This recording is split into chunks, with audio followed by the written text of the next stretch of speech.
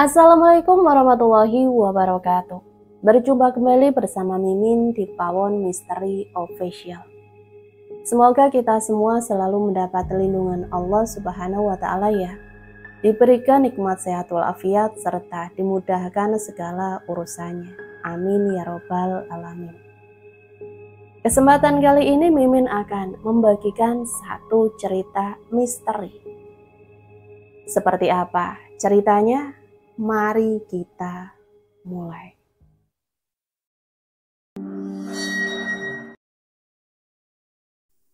Bulu kuduku meremang saat aku melihat rumah nenek, meskipun dari kejauhan. Lagi-lagi teringat kenangan masa kecil yang menyeramkan di rumah itu.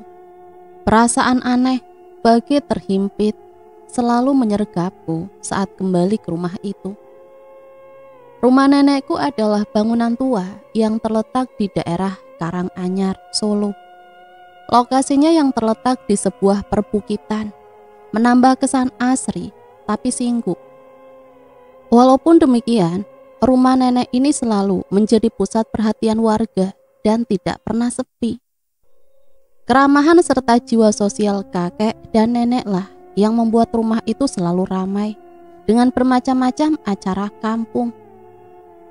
Kakek dan nenek selalu meminjamkan bali-bali di samping rumah untuk rapat RT atau RW, kegiatan Karang Taruna, praktek KKN universitas-universitas dari luar kota, dan lain sebagainya secara sukarela.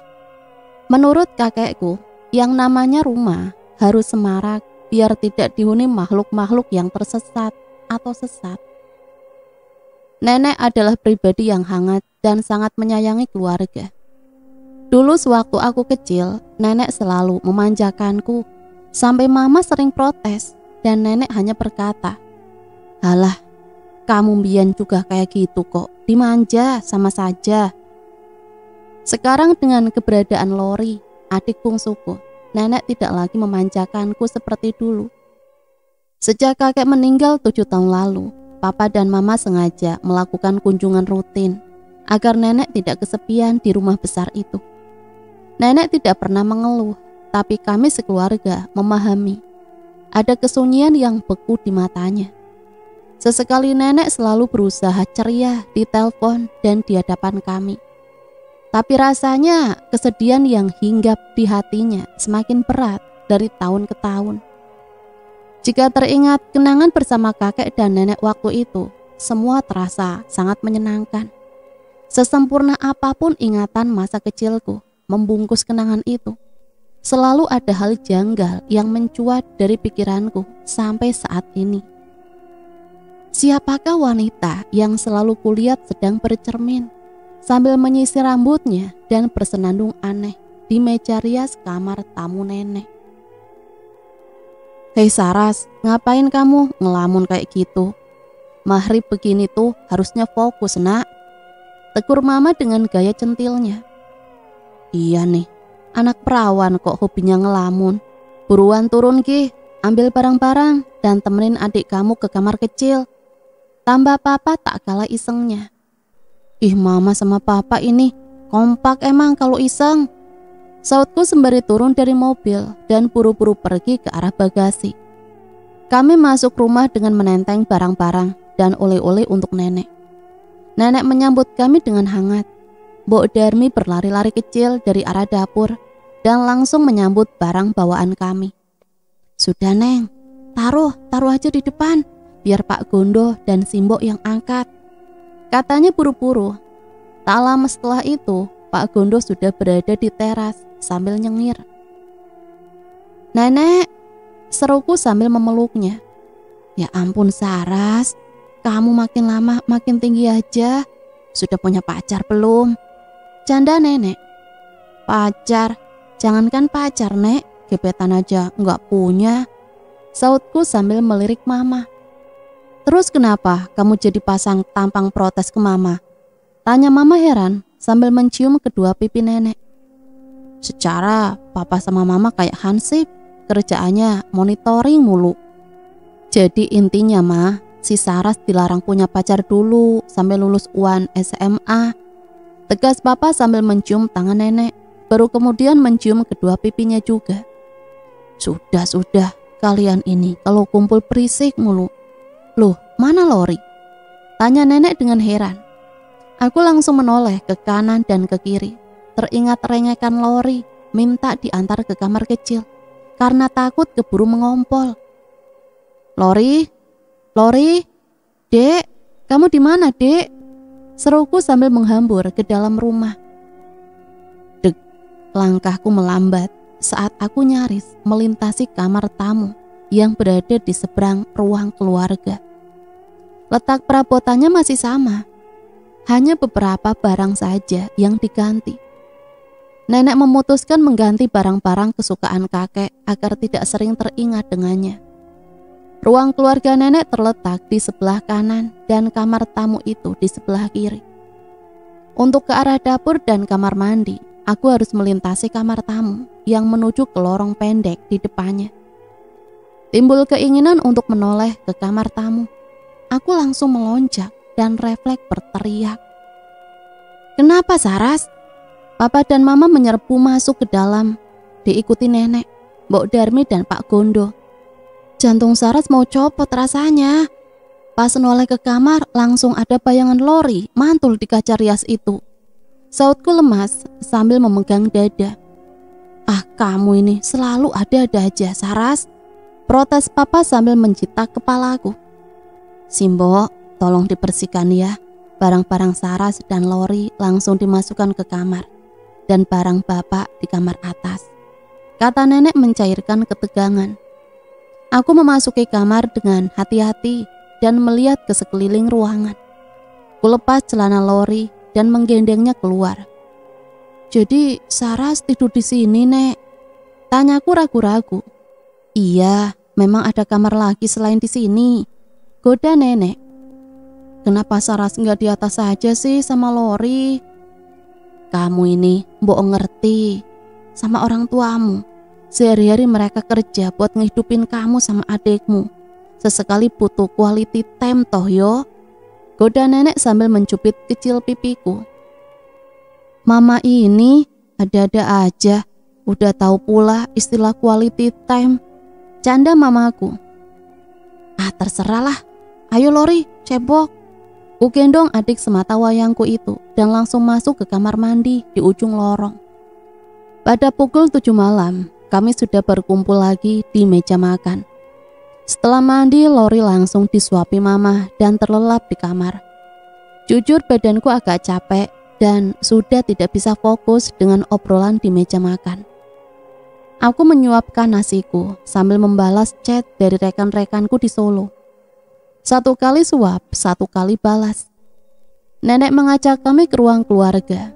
Pintu kamar tamu tersingkap dan kulihat Lori tidur begitu nyenyak. Suara nenek, papa dan mamaku bercengkrama dengan asiknya melebur menjadi satu dengan suara televisi yang lama-lama terdengar sangat jauh. Saking kenyangnya aku jatuh tertidur di sofa.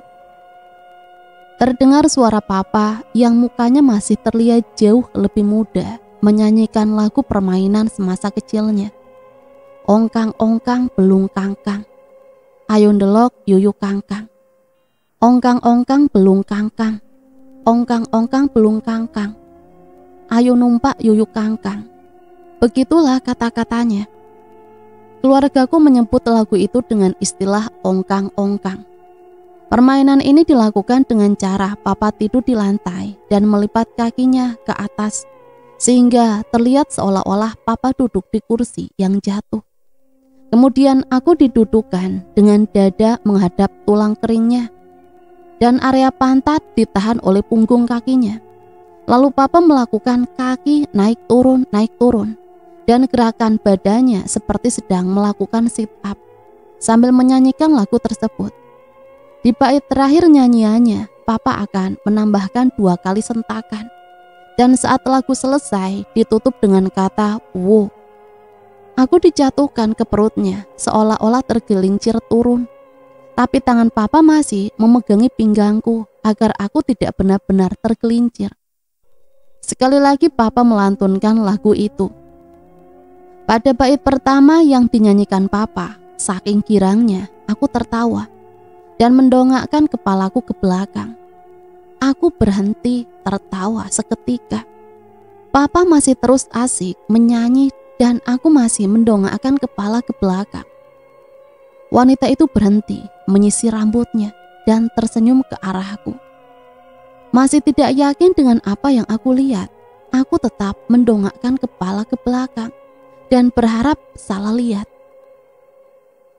Pada posisi mendongak, aku melihat wanita itu lagi dan dia sudah berada di tengah kamar seperti hendak keluar menuju ke arahku. Aku mulai panik. Papa masih terus menyanyi. Aku tersadar aku sedang terjebak di mimpi buruk. Ingatan janggal masa kecilku. Mimpi itu terus berlanjut. Ongkang-ongkang belum kangkang. Saat kembali pada posisi mendongak, wanita itu sudah di ambang pintu kamar tamu dan tersenyum sangat lebar dan ganjil padaku. Aku merinding dan ingin berteriak, tapi badan serta pita suaraku seperti kehilangan daya. Pada saat posisi mendongak lagi, aku tak lagi melihat wanita itu. Perasaanku menjadi sedikit lega. Saat hendak kembali ke posisi normal, tiba-tiba ada tangan besar yang mencengkram kepalaku. Aku bisa merasakan kukunya yang tajam menggores kulit kepala di sela-sela rambutku. Kulitnya yang dingin terasa berlendir di kepalaku. Aku berteriak sekuat tenaga dan berharap segera bangun dari mimpi. Nenek, papa, dan mama menoleh ke arahku dengan bingung. Aku mengusap-usap mata dan menyesuaikan diri dengan kondisi saat ini. Aku terbaring di sofa dan melihat pintu kamar terbuka.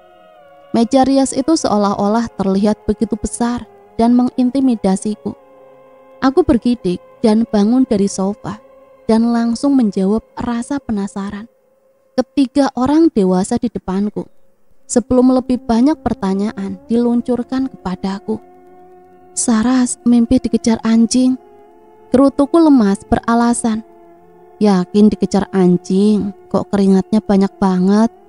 Saut nenek.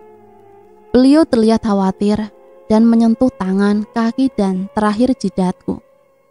Memang keringatku keluar banyak sekali, dan aku yakin ini karena rasa takut sedari kecil, yang tanpa alasan. Aku terlalu memikirkannya tadi, apalagi badanku memang capek. Iya nek, beneran dikejar anjing kok, Saras capek, mau istirahat aja. Aku berusaha menenangkan nenek agar tidak khawatir. Begitu juga dengan papa dan mama. Dikejar anjing pun kalau orang Jawa bilang bisa jadi pertanda tidak bagus loh nak. Tambah nenek. Aduh, niatnya mau bikin kalem nenek, malah jadi panjang karena salah pilih aktor hewannya. Ah nenek, jangan nakut-nakutin. Yang ngejar memang anjing, tapi lucu gitu. Dasar Saras, dari dulu takut sama anjing aja, takut digigit. Terangku sambil berpura-pura mengeliat agar terlihat meyakinkan. Ya sudah Ki, Sarah masuk kamar temani adik. Papa dan mama juga mau tidur nih. Serga papa sembari mematikan televisi. Mama pun beranjak sambil menguap lebar. Nenek dengan berat hati ikut berdiri. Ia masih menunjukkan raut muka yang khawatir dan memandangiku dengan seksama. Tak nyaman dengan pandangan nenek. Akhirnya aku pura-pura menguap dan mengeloyor masuk ke kamar. Aku sedikit tertegun saat berhadapan langsung dengan meja rias tersebut. Pikiranku masih berkecamuk akibat mimpi barusan. Ah, hanya mimpi. Gumamku untuk memantapkan hatiku sendiri. Aku menghampiri Lori dan menarik selimut. Kupeluk Lori agar merasa tenang. Aku sudah seperti punya guling imut saja. Mataku kian berat dan kulihat nenek mengintip di ambang pintu. Jangan lupa berdoa ya Saras, pesannya sebelum mematikan lampu dan menutup pintu. Cahaya remang-remang semakin merampas kesadaranku. Aku langsung jatuh tertidur tanpa berdoa. Sekilas aku melirik ke arah meja rias, antara mengantuk dan sadar. Aku melihat wanita itu. Ia duduk di kursi meja rias yang dipelitur warna coklat. Senyumnya yang menyeringai terpantul dari kaca di depannya. Kukunya yang panjang terlihat kotor. Dia tidak memegang sisir, tapi potongan tangan boneka untuk menyisir rambutnya. Tunggu, itu bukan tangan boneka, melainkan potongan tangan manusia asli, seukuran tangan Lori. Aku ingin melebarkan mataku untuk memastikan penglihatanku sendiri. Namun rasa kantuk terlanjur membiusku dan aku jatuh tertidur. Seharian aku mengikuti Lori yang kegirangan berlari ke sana kemari di halaman rumah. Di saat yang bersamaan, ibu-ibu berdatangan di balai-balai rumah nenek untuk melakukan arisan kampung. Aku masih menatap Lori yang sedang berusaha menangkap capung. Mustahil bagi Lori kecil menangkap hewan itu karena dia terbang sekitar 7 meter di atas kepalanya. Mataku terpaku pada jendela kamar tamu saat Lori melintasi persis di sampingnya. Mata wanita itu menyeringai, menatap Lori. Lagi-lagi bulu kuduku meremang. Lori kecil mendadak tersandung. Tangisannya pecah, membuat semua orang menoleh ke arahku, dan Lori bergantian. Pak Gondo berlari ke arah Lori dengan heran menatapku yang bergeming. Sementara aku masih terpaku menatap wanita itu. Ia membalas tatapanku dengan seringainya yang ganjil. Bulu kuduku semakin meremang tanpa terkendali. Badanku pun menjadi kaku. Kali ini aku tidak bermimpi. Wanita itu sungguh nyata dan ada sesuatu yang jahat pada dirinya. Neng, jangan melamun. Tepukan Mbok Darmi menyelamatkanku. Sambil kulirik Lori, aku melihat sekali lagi ke jendela. Wanita itu sudah lenyap. Beberapa ibu-ibu yang menghampiri Lori untuk membersihkan luka dan menenangkannya, mengeluarkan protesnya ke arahku.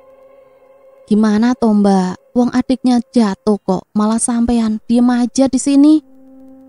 Aku berlari membisu sambil mengutuk diri dalam hati karena ceroboh saat menjaga Lori hingga dia terjerembab ke tanah. Aku ingin segera bertemu papa dan mama. Entah mengapa aku merasa sedikit lega jika ada mereka di sisi kami. Kaki Lori sakit, tangannya nakal. Pakik Lori sembari menangis. Sudah, cup, ayo ikut Simbok makan permen aja, yuk. Kata Mbok Darmi berusaha menenangkan. Enggak, takut sama tante. Pakik Lori semakin melengking dan berlari setengah pincang memelukku. Apa? Takut sama tante? Tante yang mana, Dik? Aku membungkuk dan bertanya penuh emosi ke Lori. Lori diam dan menggeleng-gelengkan kepalanya. Air matanya masih berleleran. Ingusnya pun mulai menyembul dari hidung. Aku menggoncang-goncang badan Lori dan memaksanya menjawab. Lori, tante yang mana? Suaraku mulai mengundang bisik-bisik para ibu yang sedang berkumpul dan melihat kegaduhan kami dari balai-balai rumah nenek. Saras, Lori harus segera diobati lukanya supaya tidak infeksi. Cobalah untuk tenang sedikit, kata nenek di sampingku sambil menepuk-nepuk bahunya. Ucapan nenek membuatku tersadar. Semua orang mulai memperhatikanku dengan tatapan yang membuatku tidak nyaman. Sambil memohon maaf, aku menggendong Lori masuk ke dalam rumah, ditemani Mbok Darmi dan Pak Gondo yang langsung mengambil kapas dan antiseptik untuk Lori. Pak Gondo menatapku prihatin saat Mbok Darmi menyeka luka Lori dengan kapas dan alkohol. Sesekali aku melirik ke arah kamar tamu. Perasaanku berkecamuk antara bingung, marah, dan takut. Tiba-tiba teguran Pak Gondo memecah kesunyian dalam rumah. Neng? Iya Pak. Aku tergagap. Apa Neng akhir-akhir ini mimpi buruk? Bapak lihat akhir-akhir ini Neng Saras kurang fokus dan cerit-cerit tengah malam kayak pas kapan itu hari pertama datang. Kata Pak Gondo sedikit ragu-ragu. Ah iya Pak, kayaknya Saras lagi kecapean dan lagi gak fit. Jadinya ya begini, kurang fokus Pak. Coba deh Neng sholat, dijamin pasti lebih lega dan tenang Neng. Hus, Bapak ini apa-apaan toh? Sudah jangan nakut-nakutin. Serga Mbok Darmi. Nakut-nakutin apa Mbok? Tanyaku sambil menatap Mbok Darmi. Enggak ada Neng, sautnya cepat. Lagian Bapak cuma menganjurkan, apa salahnya toh Bu? Tukas Pak Gondo. Pak Gondo kok tiba-tiba bilang begitu? Ah enggak Neng, ingat pesan Ustadz di kampung zaman dulu. Kalau hati mulai gelisah, itu tandanya kita harus berdoa dengan lebih baik lagi. Kalau perlu, enggak perlu nunggu gelisah. Pasti terhindar dari godaan dan gangguan yang aneh-aneh. Saut Pak Gondo kalem. Kalau Lori sholat, tantenya pergi enggak? Celetuk Lori di tengah-tengah obrolan kami. Mbok Darmi langsung menatap tajam Pak Gondo dan mengibaskan selendangnya dengan sebal ke muka Pak Gondo. Meskipun berusaha ditutup-tutupi, aku tahu ada yang mereka sembunyikan. Apalagi Lori beberapa kali mengucapkan kata tante, yang jelas-jelas di rumah ini tidak ada tante. Lori lihat apa Dik? Sini cerita sama kakak. Tukasku dengan manis agar Lori tidak terintimidasi seperti tadi. Tante yang di kamar nakal, sautnya polos. Neng, sudah Neng, Simbok bikinin susu yuk, sambil suapin Neng Lori di dapur. Potong Mbok Darmi sambil menarik kami ke arah dapur. Fix, ada yang ganjil dengan kamar tamu tempatku tidur bersama Lori. Aku tidak sedang bermimpi dan tidak sedang berhalusinasi. Pak Gondo hanya membisu dan menggendong Lori. Sekilas aku mengintip ke kamar dan langsung meminta Pak Gondo menyalakan lampu kamar itu agar kamar selalu dalam keadaan terang. Papa dan Mama pulang larut sekali hari ini. Mereka terlihat lelah setelah seharian bekerja. Mereka langsung menghadiri acara reuni SMA di Solo dan langsung pulang ke Karanganyar. Lori sedang demam cukup tinggi. Seharian kerjanya hanya melamun saat terjaga. Jadi susah makan dan tidur sambil mengigau. Anehnya ia selalu menggumamkan, Lori gak mau. Atau jangan tante, Lori masih mau main saat tidur. Keadaan ini membuatku lelah dan cukup stres. Mimpi yang sama terjadi berulang kali. Cengkraman tangan dan kuku tajam yang terasa dingin menggores tanganku kian terasa nyata. Nenek akhir-akhir ini sering ketiduran di kursi malas sambil membawa tasbihnya. Mungkin beliau mendoakan kakek yang teramat dirindukannya. Handphoneku bergetar di meja rias. Lagi-lagi aku merinding. Hanya dengan menatap meja rias saja, perasaanku kembali bergejolak. Cepat-cepat ku sambar handphone dan kubuka messenger dari temanku. Ras, apa kabar? Sepi aja. Hai Teddy, sehat kok, tapi Lori baru demam. Yah kasihan, liburan malah sakit. Udah diperiksain? Belum, tapi percuma kayaknya kalau diperiksa. Loh, kok ngomong gitu? Iya Ted, boleh nanya nggak? Boleh dong. Jangan ketawa ya. Kamu percaya makhluk halus nggak sih? Dibilang percaya ya percaya, nggak percaya juga enggak. Kenapa sih? Ini nih, semenjak di rumah nenek, liburan kali ini aku banyak mimpi soal hantu. Itu paling bunga tidur biasa, makanya sebelum tidur itu berdoa. Aku serius. Lori juga sering takut dan nyebut tante. Di sini nggak ada tante. Anjir, serius? Iya, serius. Aku curiga deh demamnya karena gangguan makhluk halus. Kayak di film-film gitu, kan banyak cerita begitu. Udah bilang sama papa sama mama belum? Belum nemu waktu yang tepat. Di saat yang bersamaan, pintu kamar tiba-tiba terbuka. Aku terkejut bukan main. Papa dan mama nyengir, iseng melihat mukaku pucat pasi, menjatuhkan handphone ke lantai. Papa, iseng banget. Kalau Saras jantungan gimana? Ih, sensi bener. Kenapa sih? Mukanya gitu amat, kayak lihat hantu aja. Timpal mama sambil menghampiri Lori yang sekarang ikut terbangun, tapi tidak menangis. Sudah turun demam anak papa? Tanya papa serius. Sudah nih, Lori makan ya? Tanya mama sembari mengusap rambut Lori. Aku merangkak ke tepian kasur, ke arah lantai untuk mengambil handphone. Rambutku yang tergerai ikut melorot ke bawah dan membuatku risih. Aku mencoba merapikannya dalam posisi yang tidak nyaman karena buru-buru. Saat merapikan rambutku ke sisi kiri bahu, sudut mataku menangkap sebentuk kaki dan terusan putih yang usang. Baunya anyir dan aku pun merinding. Wujud itu tidak seberapa jauh dari pipi kiriku, hanya berjarak 2-3 jengkal saja. Wanita itu duduk menyisir rambutnya yang tidak terlihat bisa disisir saking gimbalnya. Sesekali tangannya sampai ke bawah memperlihatkan kukunya yang runcing dan kotor. Sementara aku yang masih dalam posisi tidak nyaman semakin sulit bergerak dan bernafas. Aku mencoba berteriak, tapi lidahku keluh. Tenggorokanku tercekat. Terdengar bunyi benda tumpul jatuh berbenturan papan kayu lantai. Aku melirik ke arah suara benda itu berasal. Aku hanya bisa mendelik dan mulai berkaca-kaca. Itu potongan tangan anak kecil yang ada di mimpiku, yang dipakainya untuk menyisir rambutnya. Dari sudut mataku terlihat kembali rambutnya yang tadinya terurai tanpa menyentuh lantai, kini pelan-pelan turun menyentuh lantai. Suaraku masih tidak bisa keluar meskipun tulang punggungku sudah terasa sakit karena posisi membungkuk yang tidak nyaman.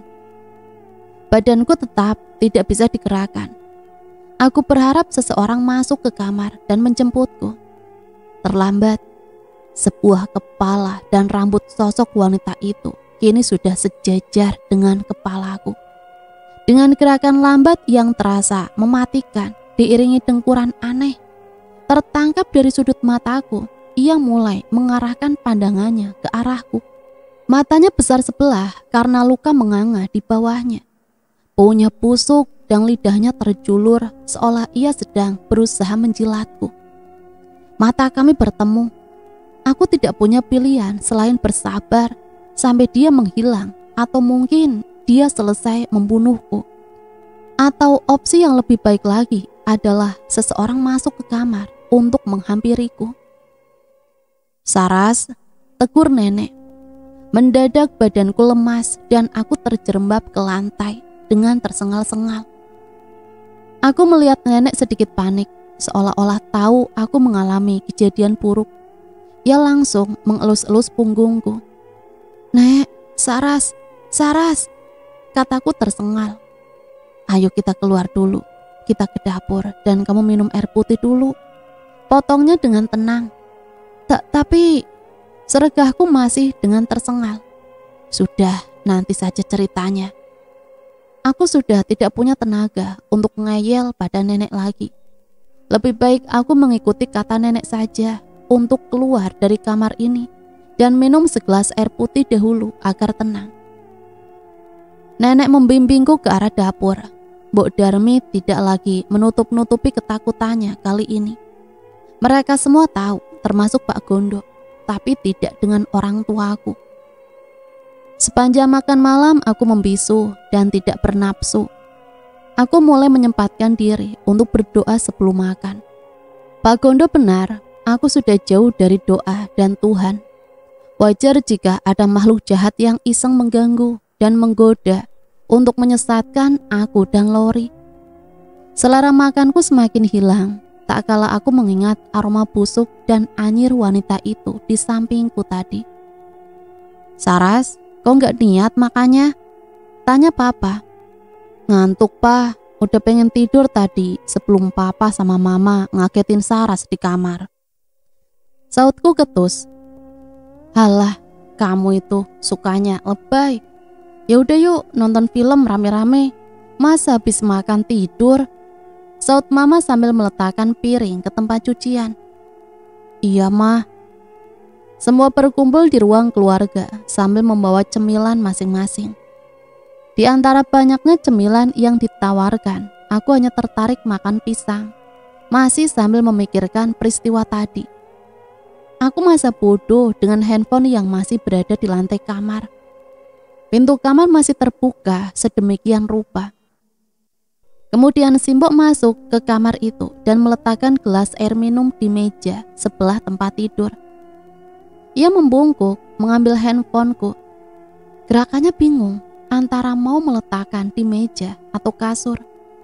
Ia menoleh ke arah ruang keluarga dan mendapatiku memperhatikannya dan buru-buru keluar untuk menyerahkan handphoneku. Neng, ini tadi jatuh. Iya mbok, makasih ya. Tiba-tiba perhatianku langsung tertuju pada Papa dan Lori yang sedang bermain di karpet depan televisi. Kepala Lori mendongak-dongak kegirangan, persis seperti kebiasaanku sewaktu kecil. Semuanya ikut tertawa karena aku cekikikan dibuatnya. Ongkang-ongkang belum kangkang. Raut muka Lori tiba-tiba berubah. Tawanya sedikit tersendat dan matanya beberapa kali melirik ke arah kamar saat kepalanya mendongak. Aku melihat ke kamar. Wanita itu berdiri dan menyeringai di depan meja rias. Lori terlihat pucat. Aku tidak bersuara, tapi suaraku menghilang. Aku bergeming, seolah-olah badanku dilingkari rantai yang berat. Wanita itu kini telah sampai di depan pintu dan menuju ke arah Lori. Kali ini wanita itu sama sekali tidak menggubrisku. Ia hanya melemparkan tatapannya yang menusuk ke arah Lori. Aku melihat wanita itu membungkuk ke arah muka Lori dan rambut wanita itu menutupi wajah Lori. Bahkan Lori mendadak mengejang. Ayo nompak yuyuk kangkang. Papa berteriak kencang sekali saat muka Lori persis berada tepat di depan wajahnya. Mama dan nenek melompat sampai hampir berpelukan satu sama lain. Kami semua memperhatikan Lori. Setelah badannya mengejang, muka Lori kini menjadi berubah. Wajahnya menua dan terlihat jahat. Sudut-sudut matanya keriput dan tertarik ke atas. Papa berusaha melepaskan cengkraman Lori, tapi cengkramannya terlalu kencang. Tanggap dengan situasi tersebut, Pak Gondo dan Mbok Darmi berlari ke arah Papa untuk membantu melepaskan cengkraman Lori di seputar lingkar kedua paha Papa. Lori makin tak terkendali saat cengkramannya berhasil dilepaskan. Badan Lori melenting dan kejang semakin kencang. Semua orang yang mencoba menahan Lori tampak kewalahan. Hingga akhirnya kami semua melihat tubuh mungil Lori pelan-pelan mengapung di udara. Rambutnya memanjang. Kemudian ia tegak berdiri. Matanya memutih dan lendir hijau kehitam-hitaman keluar dari mulutnya. Pak Gondo dan Mbok Darmi berlarian ke arah nenek. Mulut mereka terlihat komat-kamit. Nenek dengan tenang mengambil tasbih dan memberikan kode ke Pak Gondo. Pak Gondo berlari keluar membabi buta untuk memanggil Pak Ustadz. Mama menangis histeris, sementara Papa bersama Mbok Darmi berusaha untuk menenangkan. Sementara Lori mengapung di udara. Aku melihat ke sekeliling ruangan untuk mencari benda apa yang kira-kira bisa kupakai untuk peraih Lori. Aku begitu terperangah saat mendapati kaca-kaca yang berada di sekeliling kami bukan memantulkan bayangan Lori, melainkan wanita setan itu. Kulihat beberapa kali Papa dan Simbok terpental saat berusaha mendekati Lori, mencoba menurunkannya. Mama menghampiriku yang masih tercengang. Nenek ikut memegangi tanganku sambil menggumamkan ayat-ayat suci Al-Quran. Lori membuka mulutnya dan melontarkan kalimat dengan suara yang serak seperti orang tengah asma. Bocah iki punyaku. Bocah iki milikku. Hus, keluar kamu, bentak nenek. Tidak, bocah ini kudu dadi milikku, teriaknya histeris dan beberapa perabotan di rumah pecah. Kemudian di saat-saat genting itu, sayup-sayup kami mendengar lantunan ayat-ayat suci yang kian lama kian keras dan jelas. Kami melihat ke arah pintu dan melihat Pak Gondo bersama Pak Ustadz serta beberapa penduduk kampung dan santri yang membawa obor di muka pintu rumah. Lori meronta-ronta di udara dan berteriak penuh cacian tak beraturan dalam bahasa Jawa yang aneh. Lalu Pak Ustadz berjalan pelan ke arah Lori sambil mengencangkan bacaan ayat sucinya. Badan Lori jatuh begitu saja di atas lantai papan, sehingga menimbulkan bunyi derak yang menyeramkan dan membuat Mama makin histeris. Kemudian badan Lori perlahan-lahan menjadi lemas dan kejangnya berkurang meskipun masih menceracau. Dibantu para santri, Papa memegangi Lori dan memeluk Lori yang masih meracau tak karuan dan bergerak-gerak aneh di pangkuannya. Pak Ustadz memegang kepala Lori sambil melantunkan doa-doa. Lori tersentak lalu mengeliat dan mengejang. Ampun, ampun, lirih Lori seperti kesakitan. Pak Ustadz seakan tak peduli dan masih komat kamit. Beberapa menit kemudian Pak Ustadz membuka mata. Ci, ajak teman-teman yang lain untuk mengarak keluar meja rias di kamar itu. Perintahnya sambil menunjuk ke arah kamar tamu yang aku tempati. Baik Pak, saut santri yang dipanggil Aci tersebut. Tanpa membuang waktu, ia dan beberapa temannya permisi masuk ke kamar tamu dan membawa keluar benda terkutuk itu. Aku merinding dan memeluk Mama yang tak kalah takutnya denganku. Ternyata memang ada yang salah dengan kamar itu, khususnya meja rias yang ada di sana. Lori pun kini sudah tenang dalam kondisi pingsan di pelukan Papa. Tangan dan kakinya terjuntai ke bawah.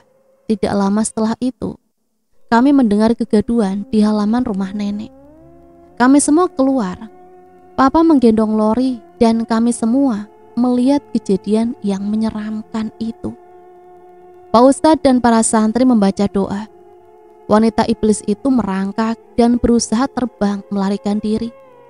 Tapi Pak Ustadz memecut punggungnya dengan kain surban yang ia tenteng sedari tadi. Hal itu selalu dilakukan tiap wanita itu mencoba melarikan diri. Pak Ustadz memerintahkan Pak Gondo untuk mengambil minyak tanah dan menuangkannya ke atas meja rias tersebut. Kemudian Aji melemparkan obornya ke sana. Seketika meja rias itu dilalap api yang kian membesar. Wanita iblis itu juga ikut menyala, menjadi merah hingga membuat kami terperangah. Suaranya yang seram terdengar pilu. Pelan-pelan wujudnya menghilang. Hanya sisa suaranya saja yang terdengar. Sampai meja rias itu benar-benar habis terbakar, meninggalkan isakan dan tangisan yang mendirikan bulu kuduk. Terima kasih Pak Ustadz, kata nenek pelan. Tidak apa-apa Bu, selagi kami bisa membantu, maka kami akan bantu. Tentu dengan seizin Allah, saut Pak Ustadz. Beliau terlihat lelah dan terengah-engah. Sudah lama sekali ya Pak, saya tidak menyangka cucu saya akan mengalami hal ini. Isak nenek. Ma, sebenarnya ini ada apa ya? Tanya Papa kebingungan sambil memeluk nenek dengan sebelah tangan. Nenek menarik nafas dalam-dalam, menatap kami satu persatu, seolah berat sekali meluncurkan ceritanya kepada kami. Setelah Pak Ustadz menganggukkan kepalanya, baru akhirnya nenek membuka suara. Waktu kamu masih kecil, almarhum ayah kamu dan almarhum ayah Pak Ustadz membantu pemilik rumah yang sebelumnya. Nenek mulai bercerita dan kami semua mendengarkan. Dulu ada dukun beranak bernama Mantili. Mantili ini dikenal sebagai pribadi yang ayu dan baik hati. Saat itu ia baru pindah di desa sebelah dan langsung merintis karirnya sebagai dukun beranak yang handal. Berbondong-bondong penduduk kampung dan desa sebelah meminta bantuannya untuk prosesi kelahiran jabang bayi yang dinanti-nanti setiap keluarga. Kemudian datanglah warga baru yang tinggal tak jauh dari rumah Mantili. Tetangga barunya itu terkejut melihat Mantili. Baru beberapa hari saja ia sudah membuat ulah. Secara sengaja, tetangga baru tersebut menceritakan aib Mantili hingga seluruh penghuni desa tahu. Hal ini membuat Mantili murka. Ternyata Mantili lari ke Karanganyar karena tidak kuat dengan perlakuan suaminya yang kasar semenjak ia dicurigai mandul oleh keluarga suaminya. Lantaran sudah 5 tahun menikah, tetapi tidak ada sedikit pun tanda-tanda kehamilannya. Tekanan dari keluarga mertua dan kunjingan warga pun tak terelakkan lagi. Makan hati adalah menu Martili sehari-hari. Batin Martili remuk redam seketika saat suaminya membawa pulang gadis belia dan meminta restu ke mertuanya untuk mengawini gadis tersebut. Tanpa memperhatikan perasaan dan keberadaan Mantili, mertuanya langsung menyetujui dan mengadakan pesta kawinan besar-besaran. Semua orang mengaku bersimpati kepada Mantili di tengah-tengah kebahagiaan tersebut. Tapi jauh di dasar lubuk hatinya, Mantili sadar yang keluar dari mulut warga tidak sepenuhnya berupa simpati, melainkan juga gunjingan. Selang 1 bulan perkawinan, Rini, istri muda Darjo, suami Mantili, langsung hamil. Mantili mencelos, tapi masih ada sedikit rasa bersyukur atas kebahagiaan itu. Menjelang kelahiran jabang bayi Darjo dan Rini, Mantili mencoba membantu. Namun Rini menolak dengan keras dan menuduh Mantili iri, serta alasan-alasan buruk lain yang diungkapkannya untuk memojokkan Mantili. Mantili sungguh sakit hati. Sebagai dukun beranak, nasibnya sungguh ironis sekali. Ia banyak membantu kehamilan dan kelahiran setiap wanita di desa itu. Tapi dia sendiri tidak bisa memiliki anak. Akhirnya ia lari ke Karanganyar, menghilang dari suami dan keluarga yang ia cintai. Mantili berharap hidup tenang di desa kecil di Karanganyar ini. Ia memulai kehidupan dari nol lagi. Semua orang di kampung ini mengenal Mantili sebagai janda dan seorang dukun beranak yang handal. Mantili juga memiliki banyak pelanggan dan teman-teman yang baik. Sayang, ketenangan Mantili tak bertahan lama. Semenjak ada kehadiran penghuni baru dari desa yang tak jauh dari tempat asal Mantili, seluruh penduduk menjadi tahu siapa Mantili dan masa lalunya. Hati orang siapa yang sangka, hanya 1 titik picu saja, wanita yang dikenal baik dan ramah mendadak bisa berubah menjadi iblis yang tidak bisa dipadamkan kebenciannya. Semenjak itulah Mantili menjadi aneh. Setiap ibu yang datang untuk konsultasi atau melahirkan selalu saja mengalami keguguran. Kemudian mulai timbul desas-desus tidak sedap tentang Mantili yang sekarang terlihat makin bahenol. Kulitnya pun terlihat kenyal di usianya yang sudah masuk kisaran 35 tahunan. Kerutan mukanya hilang, wajahnya lebih berseri-seri. Selain menerima kunjungan ibu-ibu hamil yang masih mempercayakan kehamilannya pada Mantili, ia juga dikunjungi pria-pria yang kadang tidak dikenali oleh warga. Bahkan ada isu suami yang mengantarkan istrinya berkonsultasi ke Mantili sempat tertangkap basah sedang bermain gila dengan Mantili. Hal itu tentu mulai meresahkan masyarakat.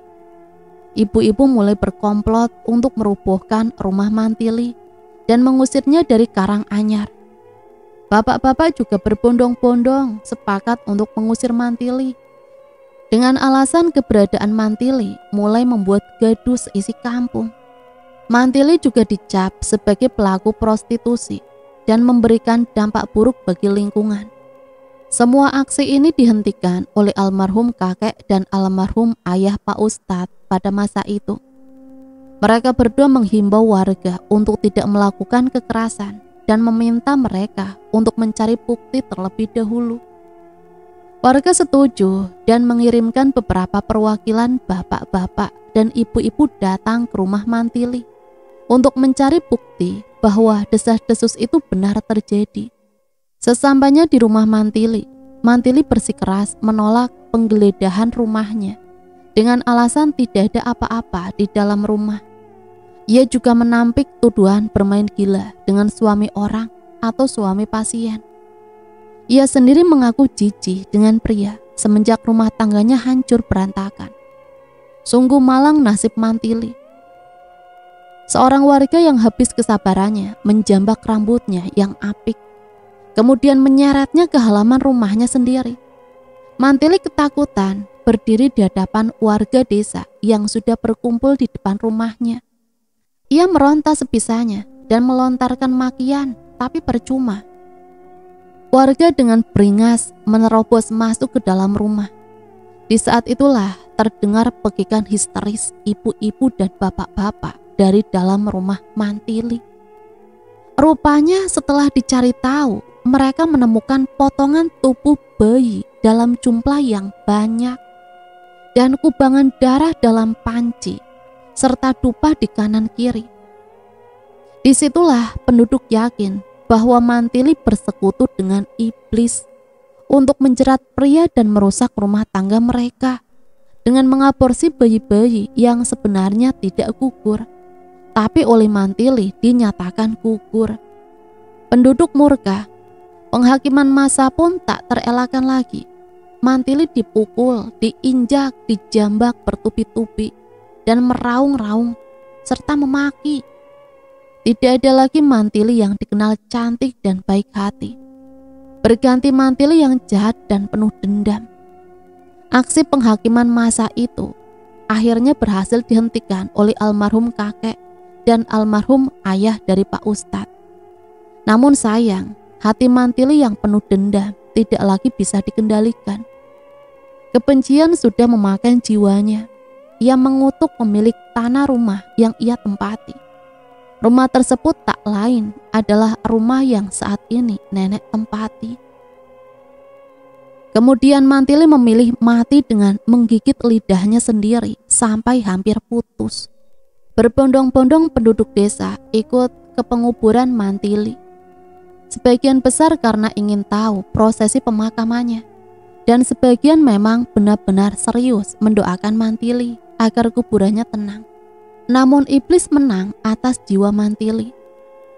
Beberapa bulan sepeninggal Mantili, desanya heboh karena penampakan Mantili yang mengganggu pemilik rumah di puncak bukit, sering berteriak-teriak minta tolong karena gangguan Mantili. Entah mengapa ia meneror keluarga itu.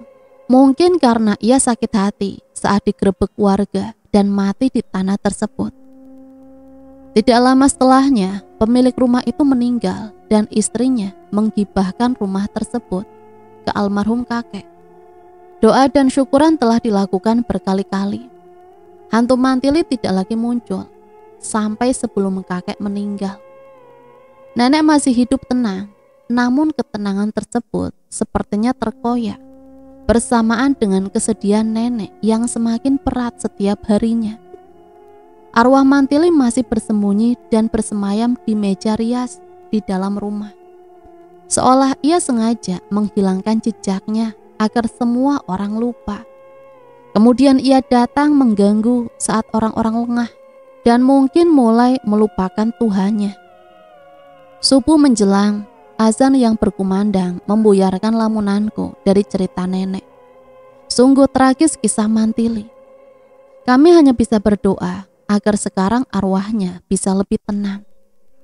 Perlahan-lahan penduduk desa berangsur pergi satu persatu. Pak Ustadz pamit paling terakhir. Setelah menepuk kepala lori yang masih tak sadarkan diri, ia berpamitan. Kami saling berpelukan satu sama lain. Kantuk enggan menghinggapi kami. Kami berenam menanti matahari terbit dan kemudian membersihkan apung meja rias yang telah dibakar. Dengan perasaan yang masih berkecamuk namun juga lega. Masih saja aku bergidik jika teringat peristiwa itu. Benar-benar pengalaman yang tidak bisa aku lupakan. Semenjak peristiwa itu, kehidupan kami tak lagi sama. Lori menjadi anak yang semakin aktif. Bicaranya sangat lancar dan dia menguasai bahasa arwah, yaitu bahasa aneh yang sering ia pakai untuk berkomunikasi dengan roh-roh yang ia jumpai. Percaya atau tidak dengan keberadaan mereka, mulai hari ini, isilah kegiatanmu dengan positif dan ingat selalu Tuhanmu, karena iblis dan setan selalu melahap jiwa-jiwa yang kosong dan kering. Dan cerita selesai sampai di sini. Semoga cerita ini bisa menemani hari-hari teman-teman semua ya. Dan semoga ada pembelajaran yang bisa kita ambil dari cerita ini. Ambil sisi positif dan buang jauh-jauh hal negatifnya. Sampai di sini Mimin pamit undur diri, mohon maaf apabila banyak salah kata. Sampai berjumpa kembali di cerita-cerita misteri selanjutnya. Matur nuwun, wassalamualaikum warahmatullahi wabarakatuh.